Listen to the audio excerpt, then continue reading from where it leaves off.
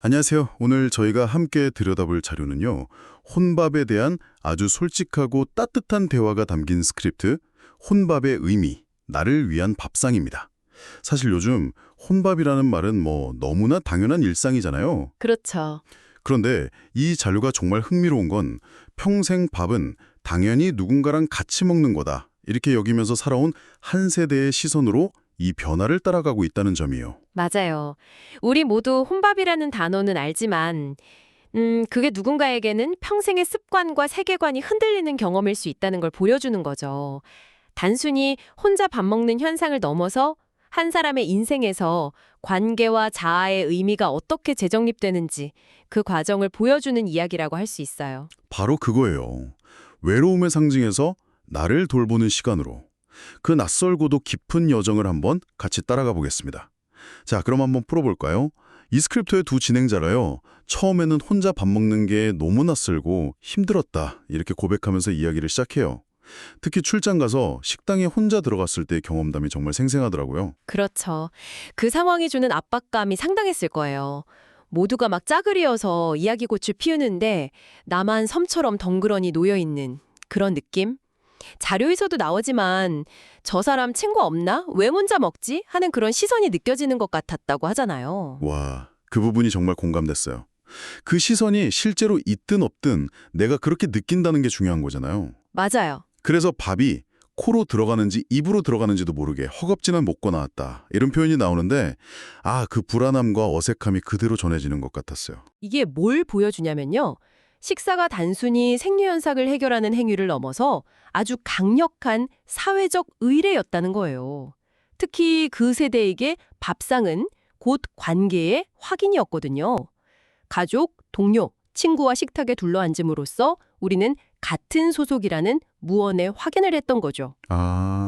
그러니 혼자 식탁에 앉는다는 건 그 소속에서 일시적으로 탈락한 듯한 어딘가 좀 결핍된 모습으로 비춰질 수밖에 없었던 거예요. 근데 그게 식당 같은 공적인 공간에서만 그런 게 아니더라고요.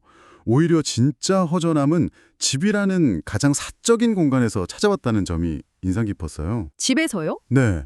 한 진행자분이 아이들이 다 독립하고 아내가 모임에 간 날 생전 처음으로 저녁을 혼자 먹게 된 경험을 이야기하는데요. 와, 그 고요함이 너무 어색해서 일부러 텔레비전 소리를 엄청 크게 틀어놨다고 해요. 와, 그 장면이 정말 많은 걸 말해주죠. 평생 북적이던 공간에서 소리가 딱 사라졌을 때 그 공허함. 맞아요. 이건 단순히 배가 고프다 안 고프다의 문제가 아니에요.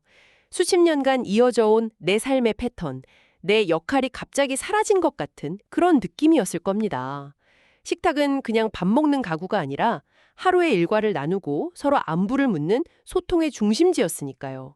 그 중심에 혼자 남겨졌을 때 그 막막함이 TV 소리로도 채워지지 않았던 거죠. 다른 분도 비슷한 경험을 이야기해요. 아내가 며칠 친정에 갔는데 첫날은 뭘 해먹어야 할지도 모르겠고 그냥 라면으로 대충 때우면서 이게 뭐 하는 건가 싶었다고요. 평생 누군가를 위해 밤을 차렸지 온전히 나 하나만을 위해 차려본 경험이 거의 없었던 거예요. 바로 그 지점이 핵심입니다. 누구를 먹일 것인가 라는 질문만 평생 던지며 살아왔는데 갑자기 나는 무엇을 먹고 싶은가 라는 질문을 딱 맞닥뜨리게 된 거죠. 네네. 그 질문 앞에서 당황하고 소툴렀던 건 너무나 당연한 반응이에요. 이건 한 개인의 경험을 넘어서 자신의 정체성을 주로 가족 안에서의 역할로 규정해온 한 세대아 겪는 보편적인 성장통일 수 있습니다. 그렇게 어색하고 허전하고 때로는 좀 처량하기까지 했던 시간이 반복되잖아요. 네. 그런데 바로 여기서 정말 놀라운 변화가 시작돼요. 그 텅 빈 시간의 불편함 속에서 아주 작은 생각의 씨앗이 하나 싹 튼 거죠. 어떤 씨앗이었죠? 어느 날 문득 이런 생각이 들었대요. 어차피 혼자 먹는 거. 오늘 저녁은 진짜 내가 먹고 싶은 거 한번 먹어볼까? 이 사소한 질문이 모든 걸 바꿔놓은 거예요. 그게 전환점이군요. 의무감으로 가득 찼던 식탁에 나의 욕구라는 게 처음으로 등장한 순간이네요. 맞아요. 이분이 뭘 드셨는지 아세요? 뭘 드셨는데요? 바로 청국장이에요. 청국장. 평소에는 가족들이 냄새난다고 싫어해서 또 아내가 집에서 끓이는 걸 별로 안 좋아해서 몇 년간 제대로 못 먹었던 음식이었대요. 그런데 혼자 있는 그날 보란 듯이 청국장을 시켜서 먹었는데 그게 그렇게 맛있을 수가 없었다고 해요. 와, 누구 눈치도 안 보고 오로지 내가 좋아하는 걸 마음껏 먹는다는 그 해방감. 그게 단순한 한 끼 식사가 아니었던 거죠. 그 청국장 한 그릇에 정말 많은 의미가 담겨 있네요. 이건 단순한 메뉴 선택을 넘어선 뭐랄까 일종의 자기 선언 같은 거예요. 자기 선언이요. 네, 평생 타인의 인납과 기분에 맞추었던 삶에서 벗어나 처음으로 자신의 욕구를 최우선으로 존중해준 행위니까요. 자기 돌봄 셀프 케어라는 개념을 저희가 흔히 쓰잖아요. 보통 뭐 요가나 명상 같은 걸 떠올리기 쉬운데 이분에게는 그 청국장 한 그릇이 그 어떤 것보다 강력한 자기 돌봄의 시작이었던 셈이죠. 그러네요. 요즘 유행하는 셀프케어와는 결이 좀 다른 아주 근본적인 자기 돌봄이네요. 나는 청국장을 좋아해. 그리고 오늘은 그걸 먹을 자격이 있어. 라고 스스로에게 말해주는 것 같달까요? 정확해요. 그리고 이 경험이 반복되면서 혼자 먹는 시간의 의미가 180도 바뀌기 시작합니다. 결핍의 시간이 아니라 기회의 시간으로요. 가족과 함께일 때는 시도할 수 없었던 새로운 메뉴에 도전해보기도 하고 때로는 아주 간단하게 때우면서 생긴 시간을 다른 취미에 쓰기도 하고요. 어떻게 하면 이 시간을 나를 위해 가장 즐겁게 쓸 수 있을까 하는 창의적인 고민이 시작된 겁니다. 그렇게 의미가 바뀌니까 식사 습관 자체도 달라지더라고요. 이게 또 재밌는 포인트예요. 습관까지요? 네. 예전에는 일하느라 가족 챙기느라 늘 시간에 쫓겨서 무슨 맛인지도 모르고 후다닥 먹고 일어났는데 혼자 먹게 되니 비로소 음식 맛을 천천히 음미하게 됐다고 해요. 이게 짠맛이구나, 이게 단맛이구나 하면서요. 심지어 우스갯소리로 이렇게 천천히 꼭꼭 씹어 먹는 게 진짜 건강식이다 라고도 하고요. 그건 생존을 위한 식사에서 향유를 위한 식사로의 전환을 의미해요. 아, 향유? 네, 빨리 먹는 건 그저 에너지를 채우기 위한 행위에 가깝다면 천천히 음미하는 건 나 자신에게 즐거움을 선물하는 행위에 가깝거든요. 그쵸. 그동안 일과 관계 속에서 무뎌졌던 나 자신의 감각과 기분을 다시 세심하게 들여다보는 과정인 거죠. 말 그대로 나라는 존재를 다시 발견하는 시간이라고 할 수 있어요. 하지만 이 대화가 마냥 혼밥은 즐거워요 라고만 하진 않더라고요. 그래서 더 현실적으로 다가왔어요. 그렇죠. 가끔 정말 맛있는 음식을 먹을 때면 문득 그런 생각이 든대요. 아, 이거 우리 아들 주면 참 좋아할 텐데. 이거 아내랑 같이 먹으면 더 맛있을 텐데. 하면서 외로움이 훅 치고 들어오는 순간이 있다고요. 그 지점이 이 대화를 아주 깊이 있게 만들죠. 혼자만의 즐거움을 발견했다는 것이 함께하는 기쁨을 완전히 대체하거나 지워버린다는 뜻은 아니니까요.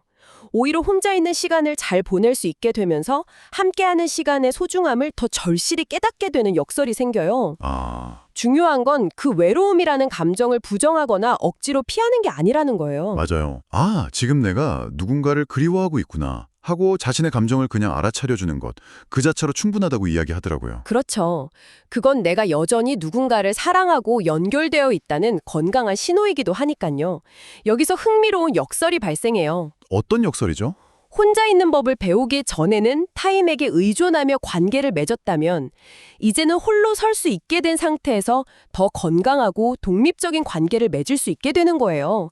네가 없으면 난 안 돼가 아니라 혼자도 괜찮지만 너와 함께여서 더 좋아 라는 식으로 관계의 질이 달라지는 거죠. 와, 혼자도 괜찮지만 너와 함께여서 더 좋아. 정말 멋진 말이네요. 그래서 이 대화가 내리는 결론이 참 지혜롭다고 느껴졌어요. 함께 먹는 기쁨과 혼자 먹는 편안함, 이 둘은 대립하는 가치가 아니라는 거예요. 굳이 하나를 선택할 필요가 없다는 거죠. 네, 스크립트에서 이런 맛집말이 나오죠. 오늘은 혼자 편안하게 먹고 내일은 오랜 친구 불러서 시끌벅적하게 같이 먹고 그렇게 자유롭게 왔다 갔다 할 수 있는 것, 그게 이 나이에 얻게 된 지혜가 아닐까 하고요. 결국 이건 삶의 균형에 대한 이야기예요. 결국 이 모든 이야기는 하나의 깨달음으로 향하는 것 같아요. 혼자 있는 시간을 즐길 줄 알게 된다는 건 나 자신과 제대로 친해졌다는 뜻이다라는 거예요. 맞아요.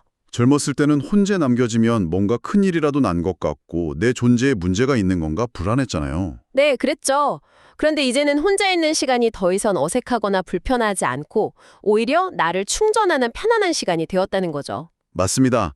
타인의 시선이나 관계 속에서 나의 가치를 찾으려 애쓰던 시기를 지나 이제는 나 자신과 단둘이 있어도 충분히 충만할 수 있다는 단단한 자신감이 생긴 거예요. 이건 나이 들어감으로써 잃는 것들에 대한 이야기가 아니라 비로소 얻게 되는 선물에 대한 이야기인 거죠. 자, 그럼 오늘 이야기를 한번 정리해 볼까요? 오늘 저희가 살펴본 이 대화는 혼밥이라는 아주 일상적인 현상을 통해 한 세대가 자신을 돌아보고 새로운 관계를 맺어가는 깊은 여정을 보여줬어요. 남들의 시선이 부담스러워 밥 한 끼 편히 못 먹던 어색한 행위가 오롯이 나의 욕구에 집중하는 소중한 시간으로, 그리고 마침내 나 자신과 가장 편안한 친구가 되는 과정으로 변화하는 모습을요. 스크립트 마지막에 나오는 문장이 참 오랫동안 기억에 남아요. 어떤 문장이죠? 혹시 오늘 저녁을 혼자 드셨다면 그 시간이 쓸쓸하게만 느껴지지 않으셨으면 좋겠습니다. 오늘 하루 정말 수고한 나를 위해 온전히 내가 나에게 차려준 근사한 밥상이라고 생각해 주세요.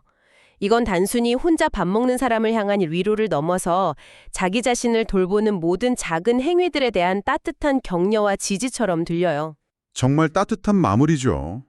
이야기는 우리에게 아주 흥미로운 질문 하나를 남기는 것 같습니다. 이 대화는 청국장이라는 상징적인 메뉴를 통해 나를 위한 시간의 문을 열었잖아요. 네. 그렇다면 당신에겐 어떠신가요? 오랫동안 가족을 위해 혹은 다른 사람들의 시선 때문에 미뤄두었던 당신만의 청국장은 무엇인가요?